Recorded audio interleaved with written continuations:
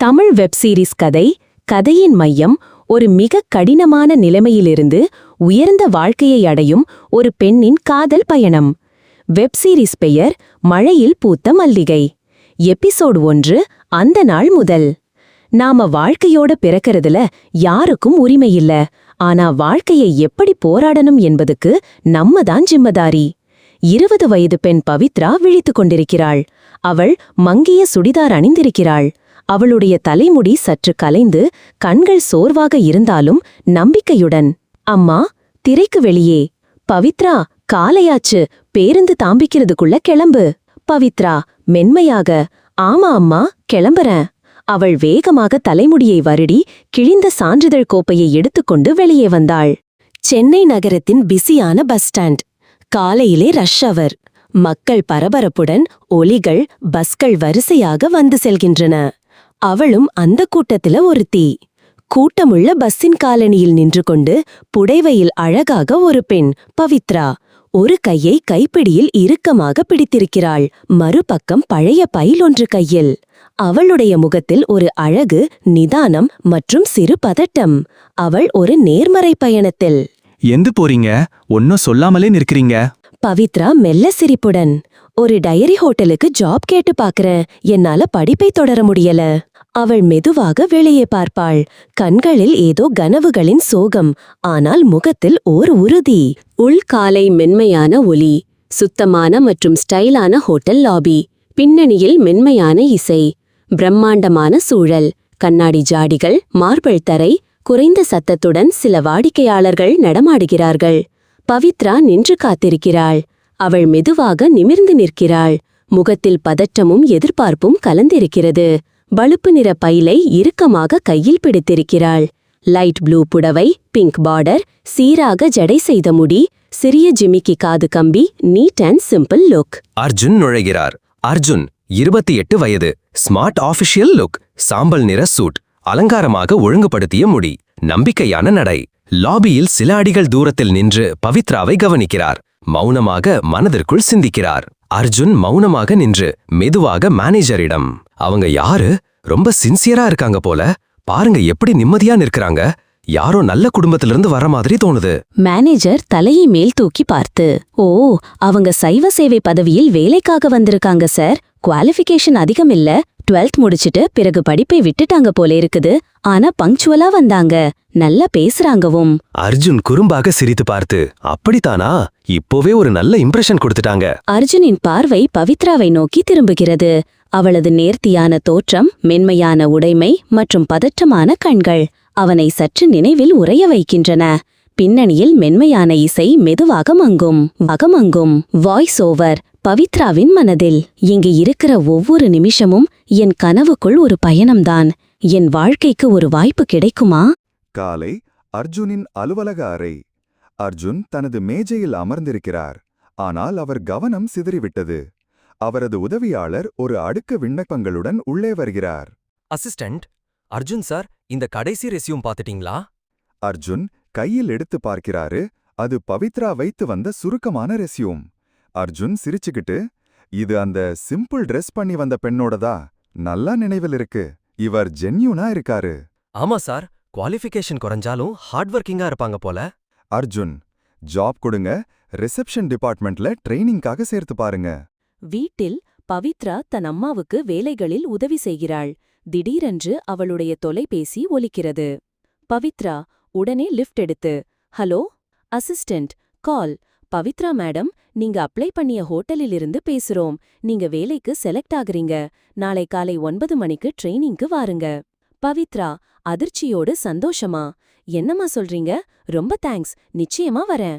அம்மா அவளோட முகத்தை பார்த்து, என்னாச்சு பவித்ரா? பவித்ரா, வேலை கிடைச்சிருச்சம்மா. நல்ல ஹோட்டல். வாழ்க்கை கொஞ்சம் மாறப்போகுது போல. ஜி எளிமையான ஆனால் நேர்த்தியான குர்தியில் வருகிறாள்.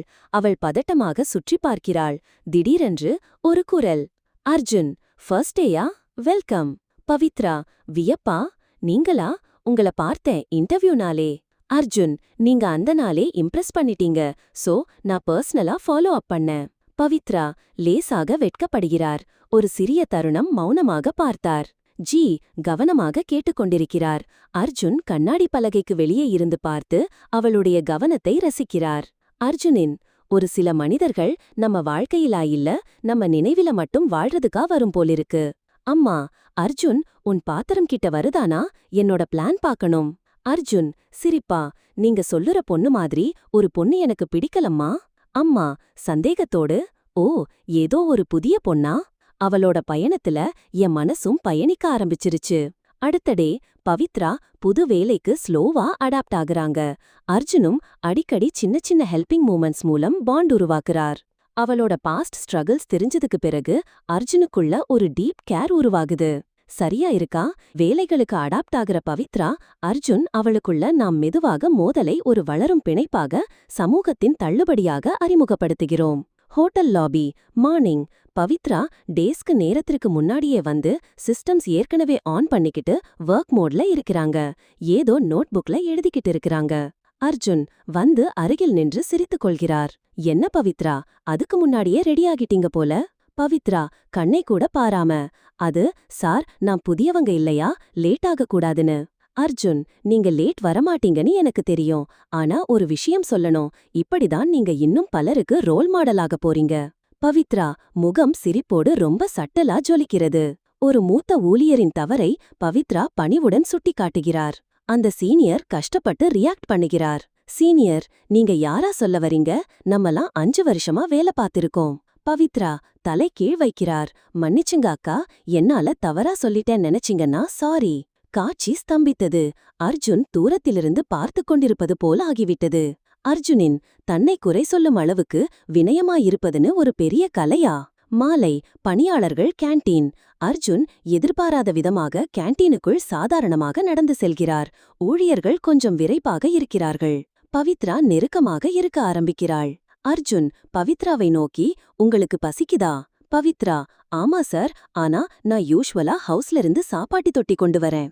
அர்ஜுன், நீங்க ரொம்ப டிஃப்ரெண்ட். உங்கள் மாதிரி டவுன் டு அர்த் பேரெல்லாம் தான் நமக்கு நெருக்கமா இருக்கிறது. அர்ஜுனின் வீடு இரவு நேரத்தில். அர்ஜுன் அவனுடைய மொபைல்ல ஒரு மெசேஜ் கம்போஸ் பண்ணிக்கிட்டு இருக்கிறான். பவித்ராவுக்கு மெசேஜ் அனுப்புறதா இல்லையான்னு குழப்பத்துல. ஆனால் அனுப்ப மாட்டான். அர்ஜுனின் சிலர் வாழ்க்கையில அப்படி ஒரு இடத்தை எடுத்து விடுவாங்க, நம்மையும் நம்மால் தெரியாம தன்னோட வாழ்க்கைய ப்ரொடெக்ட் பண்ணணும் போல இருக்கும். பவித்ராவின் வீடு அதே நேரம். அவள் தன் அம்மாவோட பேசிக் கொண்டிருக்கிறாள். அம்மா, வேலை எப்படி இருக்கு? நல்லதானம்மா, ஆனா அந்த ஹோட்டல் ஓனருன் பையன் ரொம்ப நல்லவர் போல இருக்கார். என் மேல் ஒரு விதமான கவனமா இருக்கு. அம்மா பூசணிக்காய் காய்ந்த குரலில், பவித்ரா, நீ வாழ்க்கையில வேலை மட்டும் பார்க்கணும். பெரிய வீட்டு மக்களோட பாசம் எப்பவும் ஒரு பிசாசு மாதிரிதான். கவனமா இரு. பவித்ரா சோகத்தோட புன்னகைக்கிறாள். அவங்க என் மேல் நம்பிக்கை வைச்சாங்க, ஆனா நானும் என் மனச வச்சுட்டேன். பவித்ரா கஷ்டப்படும்போது அர்ஜுன் ஒரு பெரிய ஃபேவர் பண்ணுவார். சமூக நிலைமையின் வேறுபாடுகள் வெளியில் வர ஆரம்பிக்கும். அர்ஜுனின் அம்மா பவித்ராவை பற்றி கேள்வி கேட்க ஆரம்பிக்கிறார். ஹோட்டல் நிகழ்வு மேசை காலை. பவித்ரா கியூட்டா சாரி போட்டுக்கிட்டு ஹோட்டல் லாபில ஈவென்ட் டெஸ்க் ஹேண்டில் பண்ணிக்கிட்டு இருக்கிறாள். அவளோட கலீக்ஸ் அனு, தீபா மற்றும் ரம்யா 3 பேரும் எனர்ஜெட்டிக் குரூப். அனு, அண்ணே பவித்ரா, இன்னைக்கு நீயே குவீன் போல இருக்க. பவித்ரா, வெரி சில். என்ன பண்ணலாண்டா, இனி நம்ம டிபார்ட்மெண்ட் விஐபி ஹேண்ட்லிங்க்கு ஷிஃப்ட் ஆயிருச்சு. ரம்யா, நீ மட்டும் இல்லடா, நம்ம 3 பேரும் நம்ம பாஸோட ரைட் ஹேண்டா இருக்க போறோம். அனைவரும் ஒன்றாக சிரிக்கவும். சகோதரத்துவ உணர்வு. நிகழ்வு கூட்டத்திற்கான ஹோட்டல் முன்பதிவுக்கு வாடிக்கையாளர் வருகை. பவித்ரா அறை முன்பதிவு செய்கிறார். வாடிக்கையாளர் மிகவும் அழகாக உடையணிந்துள்ளார். எபிசோட் பிடிச்சிருந்தா லைக் பண்ணுங்க, சப்ஸ்கிரைப் பண்ணுங்க நண்பர்களே. Next episode will continue.